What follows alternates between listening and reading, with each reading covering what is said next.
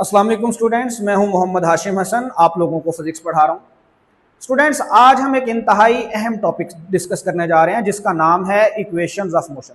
Students, ये इतना अहम टॉपिक है कि इससे रेलिवेंट एमसीक्यूज और शॉर्ट क्वेश्चंस बोर्ड में पूछे जाते हैं और इससे रेलिवेंट एमसीक्यूज एमडी कैट और ई कैट के एग्जाम में भी पूछे जाते हैं। स्टूडेंट्स, आपकी बुक में जो इक्वेशंस ऑफ मोशन को डिस्कस किया गया है वो इक्वेशंस ऑफ मोशन की डेरिवेशन है दो तरीके से, और उनमें एक तरीका है ग्राफिकल मेथड का। वेलोसिटी टाइम ग्राफ से इक्वेशंस ऑफ मोशन को डिराइव करना है, लेकिन स्टूडेंट्स वेलोसिटी टाइम ग्राफ अब आपकी बुक में नहीं है।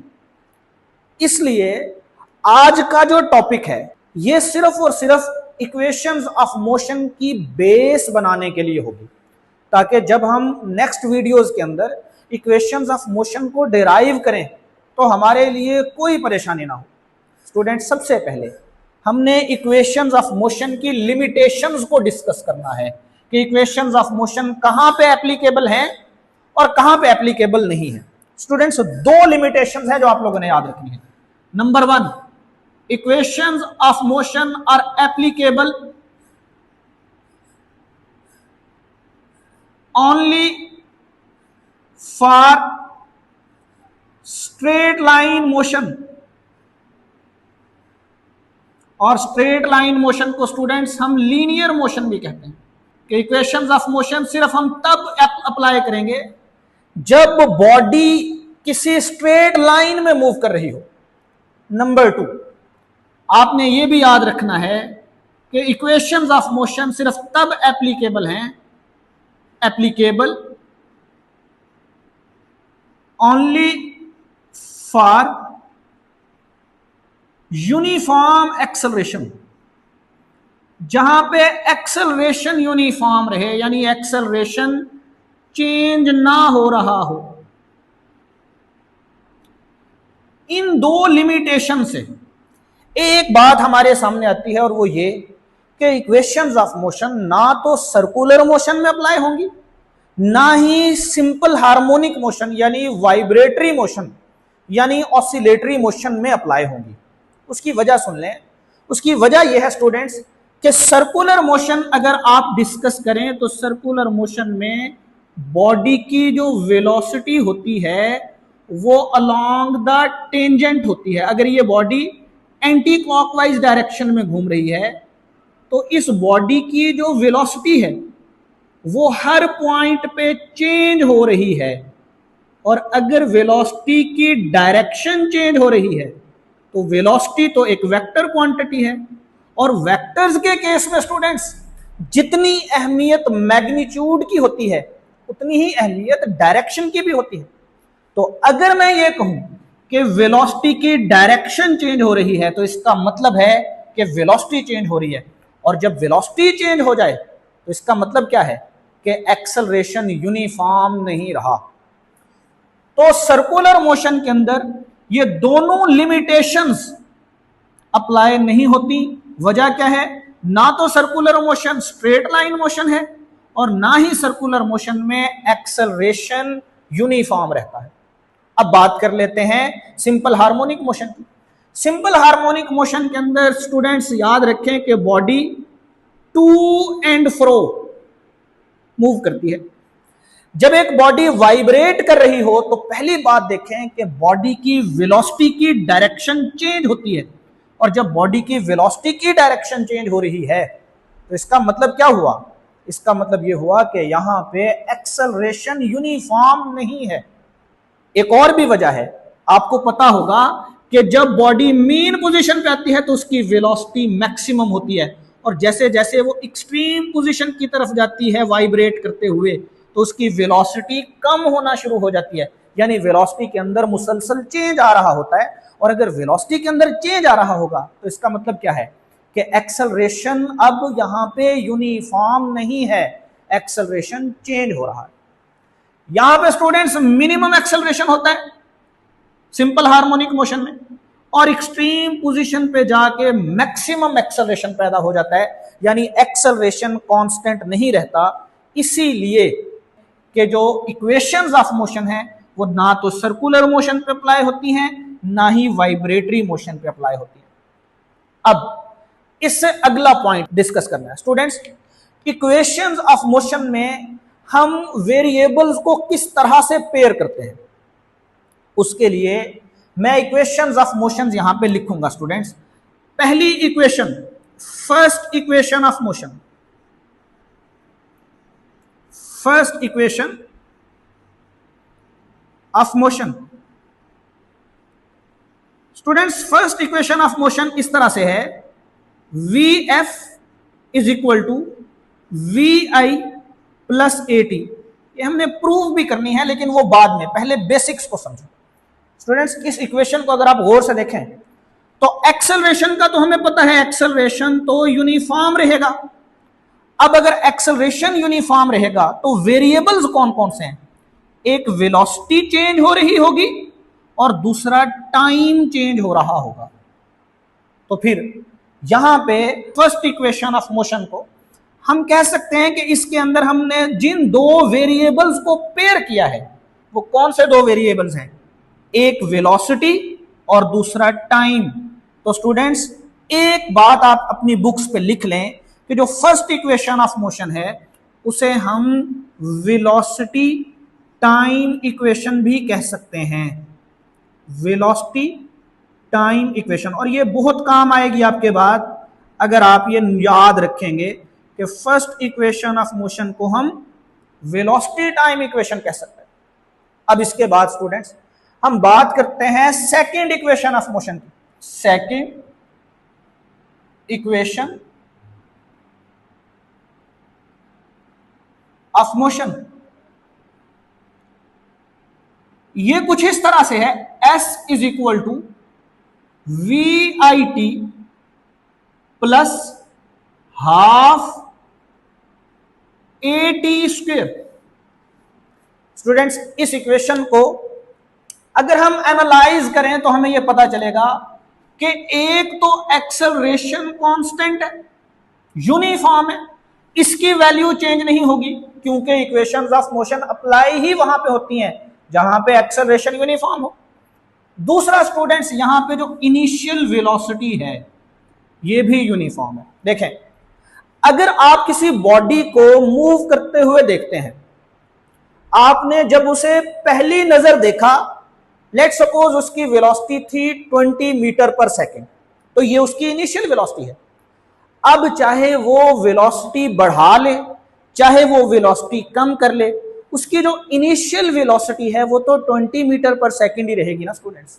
इसी तरह अगर आप किसी बॉडी को किसी हाइट से नीचे गिराएं तो इसकी इनिशियल वेलोसिटी कितनी है? 0। अब ये नीचे जाते हुए चाहे जितनी मर्जी वेलोसिटी गेन कर ले लेकिन इसकी इनिशियल वेलोसिटी तो 0 ही रहेगी। यानी इनिशियल वेलोसिटी भी किसी बॉडी की क्या रहती है? कांस्टेंट। तो फिर इसके अंदर कौन से दो वेरिएबल्स हैं? एक तो यहां पे पोजीशन चेंज हो रही होगी बॉडी की, यानी डिस्टेंस चेंज हो रहा होगा, और दूसरा स्टूडेंट्स टाइम चेंज हो रहा होगा।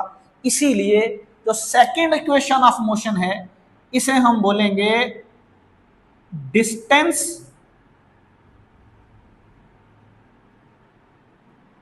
Time equation, distance time equation. यह भी याद रखना है, अपनी बुक्स पे लिख लें। अब स्टूडेंट्स हम डिस्कस करते हैं थर्ड इक्वेशन ऑफ मोशन को, और थर्ड इक्वेशन ऑफ मोशन जो है उसे हम किस तरह से लिख सकते हैं? थर्ड इक्वेशन ऑफ मोशन वो कुछ इस तरह से है, 2as is equal to v f square minus v i square. Acceleration तो यूनिफॉर्म है यानी एक्सेलरेशन तो चेंज होगा नहीं, तो फिर कौन चेंज हो सकता है? या तो डिस्टेंस यानी पोजीशन या फिर वेलोसिटी। तो याद रखना है कि जो थर्ड इक्वेशन ऑफ मोशन है इसे स्टूडेंट्स हम बोलेंगे distance velocity equation, distance velocity equation. अब अगर आपसे ऑब्जेक्टिव में पूछ लिया जाए कि फर्स्ट इक्वेशन ऑफ मोशन के अंदर कौन से दो वेरिएबल्स हैं, तो वेलोसिटी और टाइम। सेकेंड इक्वेशन के अंदर कौन वेरिएबल्स हैं, डिस्टेंस और टाइम। और थर्ड इक्वेशन ऑफ मोशन के अंदर कौन वेरिएबल्स हैं स्टूडेंट्स, डिस्टेंस और वेलोसिटी। अब आई होप आप लोगों को यहां तक समझ आ गई होगी बातों की। इन इक्वेशंस को हमने डिराइव करना है, बड़ी डिटेल के साथ पढ़ेंगे। लेकिन स्टूडेंट्स अगर आप देखें बुक को खोल के तो इक्वेशंस ऑफ मोशन को एक तरीका है ग्राफिकल मेथड, ग्राफिकल मेथड से भी उन्होंने डिराइव किया है। लेकिन वहां पे जो ग्राफ है वो ग्राफ कहीं पे भी डिस्कस नहीं किया गया। आज हमने पहले बेसिक्स को चूंकि कवर करना है तो हम उस ग्राफ को पहले डिस्कस करेंगे। और यहां पे जो ग्राफ स्टूडेंट्स बनाया गया है वो ग्राफ है velocity time graph, velocity time graph. एक कन्वेंशन आप लोगों ने याद रखनी है जो आपके हमेशा काम आएगी। अगर वेलोसिटी टाइम ग्राफ लिखा हुआ है ना स्टूडेंट्स, तो जो पहले वर्ड लिखा हुआ है ये वाई एक्सिस पे आएगा, जो दूसरा वर्ड लिखा हुआ स्टूडेंट्स ये एक्स एक्सिस पे आएगा। और एक और तरह से भी आप ये बात याद रख सकते हैं, कन्वेंशन है ये भी जो हर जगह पे फॉलो नहीं होगी, जो अभी बताने लगा हूं, वो ये कि जो इंडिपेंडेंट वेरिएबल होता है, जैसे टाइम इंडिपेंडेंट है, टाइम किसी पे डिपेंड नहीं करता, इंडिपेंडेंट वेरिएबल एक्स एक्सिस पे आता है और डिपेंडेंट वेरिएबल वाई एक्सिस पे आता है। लेकिन स्टूडेंट्स ये वाली जो कन्वेंशन मैं अभी आपको बता रहा हूं ये कहीं पे फॉलो होगी, कहीं पे फॉलो नहीं भी होगी। लेकिन ये जो कन्वेंशन है ये हमेशा याद रखें। अगर लिखा हुआ है वेलोसिटी टाइम ग्राफ तो वेलोसिटी आएगा वाई एक्सिस पे, टाइम आएगा एक्स एक्सिस पे। बिल्कुल इसी तरह अगर फर्ज करें आपसे कहा जाए ग्राफ बनाएं फोर्स और डिस्प्लेसमेंट का, फोर्स डिस्प्लेसमेंट ग्राफ में पहला वर्ड फोर्स है तो फोर्स आएगा वाई एक्सिस पे, दूसरा वर्ड डिस्प्लेसमेंट है तो डिस्प्लेसमेंट आएगा एक्स एक्सिस पे। वापस आते हैं वेलोसिटी टाइम ग्राफ की तरफ। वेलोसिटी टाइम ग्राफ का फायदा क्या है, significance of velocity time graph. छोटी छोटी सी बातें डिस्कस करते चले जाएंगे। Significance of velocity time graph. Students पहली सिग्निफिकेंस आपने याद रखनी है, यानी वेलोसिटी टाइम ग्राफ का पहला फायदा यह है कि अगर आप area under the velocity time graph निकाल लें, area under the velocity time graph gives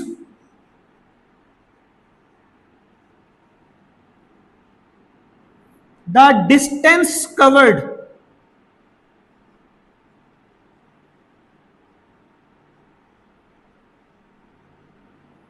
by the body। Students velocity time graph पढ़ना है तो इसका कुछ फायदा भी तो होगा। फायदा क्या है, पहला फायदा यह है कि आपके पास जो भी वेलोसिटी टाइम ग्राफ आएगा अगर आप उसके नीचे वाला एरिया कैलकुलेट कर लें तो वो डिस्टेंस के इक्वल होगा। दूसरा फायदा, दूसरी सिग्निफिकेंस स्टूडेंट्स ये है कि स्लोप जो होगी ना वेलोसिटी टाइम ग्राफ की, slope of velocity time graph gives the acceleration या एवरेज एक्सेलरेशन लिख सकते हैं, gives the acceleration of the object या बॉडी। अब यहां पे स्लोप से क्या मुराद है स्टूडेंट्स, ये भी बहुत बेसिक बात है जो हमने डिस्कस करनी है। स्टूडेंट्स स्लोप अगर आप निकाल लें तो वो किसके इक्वल होगी, वो इक्वल होगी एक्सेलरेशन के। अब स्टूडेंट्स स्लोप मैथमेटिकली इक्वल होती है change in y axis divided by change in x axis. किसी भी ग्राफ में अगर आपने स्लोप निकालनी है तो स्लोप किसके इक्वल होगी, change in y axis divided by change in x axis. अब मुझे बताएं कि हमने वाई एक्सिस पे कौन सी क्वांटिटी ली है, वेलोसिटी। तो चेंज इन वाई एक्सिस की जगह पे हम क्या लिख सकते हैं स्टूडेंट्स, चेंज इन वेलोसिटी। और एक्स एक्सिस पे हमने कौन सी क्वांटिटी ली है, टाइम। तो हम चेंज इन एक्स एक्सिस की जगह पे क्या लिख सकते हैं, चेंज इन टाइम। अब आप इस फार्मूले को गौर से देखें, delta we over delta T. ये फार्मूला तो कहीं देखा देखा नहीं लगता स्टूडेंट्स, ये फार्मूला है एक्सेलरेशन का। तो इसका मतलब क्या हुआ कि स्लोप किसके इक्वल है, एक्सेलरेशन। स्लोप किसके इक्वल है, एक्सेलरेशन के। अब स्टूडेंट्स एक और भी आप याद रख सकते हैं कि स्लोप जो होती है किसी ग्राफ में, ये tan थीटा के इक्वल होती है, tan थीटा के, ये भी याद रख सकते हैं आप। स्टूडेंट्स वेलोसिटी टाइम ग्राफ के बारे में बेसिक बातें मैंने आपको बताई हैं। अब वेलोसिटी टाइम ग्राफ बहुत तरह से बन सकता है, जैसे कांस्टेंट वेलोसिटी का वेलोसिटी टाइम ग्राफ बन सकता है, बढ़ती हुई वेलोसिटी का वेलोसिटी टाइम ग्राफ बन सकता है, कम होती हुई वेलोसिटी का वेलोसिटी टाइम ग्राफ बन सकता है, बहुत सारे वेलोसिटी टाइम ग्राफ बन सकते हैं। लेकिन मुझे आपसे यह पूछना है कि आज हमने कौन सा वेलोसिटी टाइम ग्राफ बनाना है, कौन सा वेलोसिटी टाइम ग्राफ सबसे जरूरी है इक्वेशंस ऑफ मोशन को समझने के लिए। स्टूडेंट्स वो वेलोसिटी टाइम ग्राफ जिसके अंदर एक्सेलरेशन क्या रहे, यूनिफॉर्म, जिसके अंदर एक्सेलरेशन कांस्टेंट रहे, एक्सेलरेशन की वैल्यू चेंज ना होती हो, वो वेलोसिटी टाइम ग्राफ बनाना है हमने। कि यूनिफॉर्म एक्सेलरेशन से मुराद क्या हो सकती है, एक एग्जांपल लेके। स्टूडेंट्स फर्ज करें ये हमारे पास एक गाड़ी है और ये गाड़ी आपने जिस वक्त इसे चलते हुए देखा उस वक्त ये 1 सेकंड में इसकी वेलोसिटी थी 10 मीटर पर सेकंड, लेट सपोज। दूसरे सेकंड में इसकी वेलोसिटी बढ़ के हो गई, दूसरे सेकंड में एक और सेकंड गुजरा तो इसकी वेलोसिटी हो गई कितनी स्टूडेंट्स, 20 मीटर पर सेकंड। लेट सपोज एक और सेकंड गुजरा तो इसकी वेलोसिटी हो गई 30 मीटर पर सेकंड। एक और सेकंड गुजरा तो इसकी वेलोसिटी हो गई 40 मीटर पर सेकंड। एक और सेकंड गुजरा स्टूडेंट्स तो इसकी वेलोसिटी हो गई कितनी, 50 मीटर पर सेकंड। आप देख रहे हैं कि हर सेकंड के बाद एक जितना चेंज आ रहा है वेलोसिटी के अंदर। देखें पहले सेकंड में वेलोसिटी कितनी थी, 10 मीटर पर सेकंड। एक सेकंड गुजरने के बाद वेलोसिटी कितनी हो गई, 20 मीटर पर सेकंड। तो कितना चेंज आया वेलोसिटी में, 10 मीटर पर सेकंड का। फिर 20 से 30 हुई, कितना चेंज आया, 10 मीटर पर सेकंड का।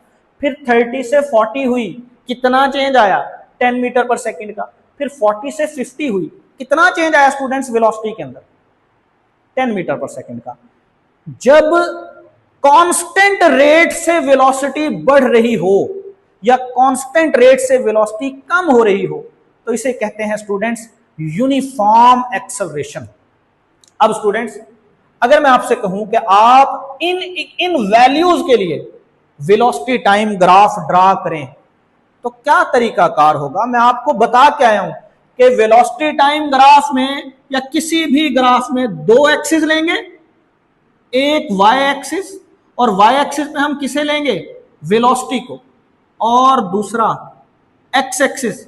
एक्स एक्सिस में स्टूडेंट्स हम किसे लेंगे, टाइम को। अब जरा देखें यहां पे अंदाजे से वैल्यूज लगा लेता हूं। ये पहला सेकंड, दूसरा सेकंड, तीसरा सेकंड, चौथा सेकंड और ये 5वां सेकंड। इसी तरह वेलोसिटी एक्सिस पे ये 10 मीटर पर सेकंड, ये 20 मीटर पर सेकंड, ये 30 मीटर पर सेकंड, ये 40 मीटर पर सेकंड और ये 50 मीटर पर सेकंड। वही वैल्यूज मैंने लिख ली हैं ग्राफ में। स्टूडेंट्स पहले सेकंड में वेलोसिटी कितनी थी, 10 मीटर पर सेकंड। तो 10 को हम 1 के साथ मिला देते हैं, एक ये पॉइंट मिल गया हमें ग्राफ पे।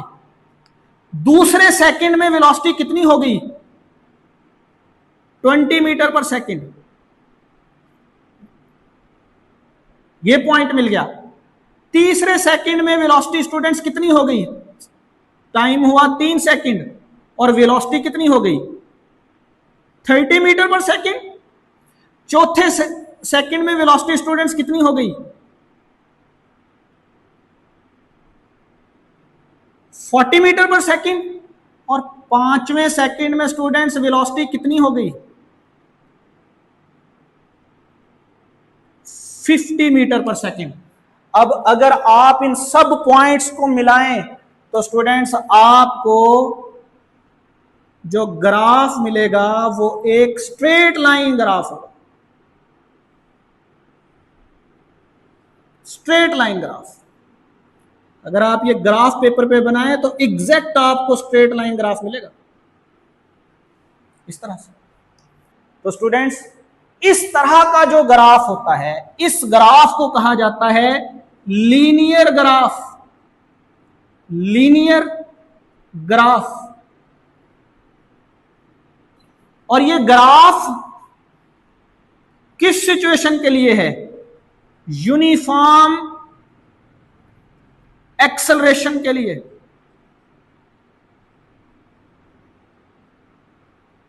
यूनिफॉर्म एक्सेलरेशन के लिए, या फिर आप ये कह सकते हैं कि ये ग्राफ है यूनिफॉर्मली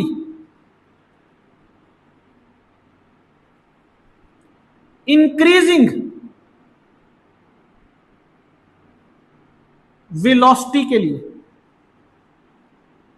यहां पे वेलोसिटी यूनिफॉर्मली इंक्रीज हुई थी, हर सेकंड के बाद एक जितनी वेलोसिटी इंक्रीज हुई थी। इसी तरह का जो इंक्रीमेंट होता है उसे कहते हैं यूनिफॉर्मली इंक्रीजिंग वेलोसिटी। अब स्टूडेंट्स, क्या इस ग्राफ की स्लोप कांस्टेंट है? उसके लिए ग्राफ की स्लोप निकालने के लिए स्टूडेंट्स आप कोई भी दो पॉइंट्स ले लें। देखें, इसे मैं बोल देता हूं V2 और इसे मैं बोल देता हूं V1। यानी V2 की वैल्यू कितनी है? 20। V1 की वैल्यू कितनी है? 10। अब V2 के करस्पॉन्डिंग जो टाइम है वो कितना है? 2। और V1 के करस्पॉन्डिंग टाइम है वो कितना है? 1। तो टाइम के अंदर कितना चेंज आएगा? 2 में से 1 माइनस करें, 1। याद रख लें अपने जहनों में कि टाइम के अंदर कितना चेंज आया? 1 सेकंड। और वेलोसिटी के अंदर कितना चेंज आया? वेलोसिटी के अंदर स्टूडेंट्स कितना चेंज आया? 10 मीटर पर सेकंड। अब स्लोप निकालते कैसे हैं स्टूडेंट्स? स्लोप निकाली जाती है delta y over delta x. यहां पे वाई एक्सिस पे हमने क्या लिया हुआ है? वेलोसिटी। और एक्स एक्सिस पे क्या लिया हुआ है? टाइम। तो स्लोप की क्या इक्वेशन बनेगी? Delta we over delta T. अब डेल्टा वी की जगह पे हम लिख सकते हैं V2 minus V1 over T2 minus T1। Students, V2 minus V1 करें, आंसर आपके पास कितना आएगा? 10।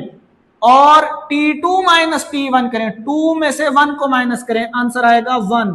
तो आपके पास स्लोप की वैल्यू कितनी आई? 10। और स्लोप ही किसके इक्वल होती है? एक्सेलरेशन के। तो एक्सेलरेशन कितना पैदा हुआ? 10 का।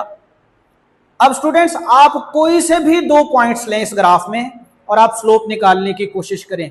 इस ग्राफ की खास बात यह है कि इसमें स्लोप आपके पास हमेशा कांस्टेंट आएगी। आप भी निकालिएगा। मैं एक दफा फिर दो पॉइंट्स लेके स्लोप आप लोगों के सामने निकालता हूं। देखें, लेट्स सपोज ये जो 50 है इसे मैं बोल देता हूं V2, और ये जो 30 मीटर पर सेकंड वाली वेलोसिटी है इसे मैं बोल देता हूं V1। इसी तरह 50 के करस्पॉन्डिंग जो टाइम है इसे मैं बोल देता हूं T2, और जो 30 के करस्पॉन्डिंग टाइम है 3, इसे बोल देते हैं T1। अब स्लोप का फार्मूला लिखें। स्लोप स्टूडेंट्स मैं बता के आया हूं आपको, इक्वल होती है change in y axis divided by change in x axis.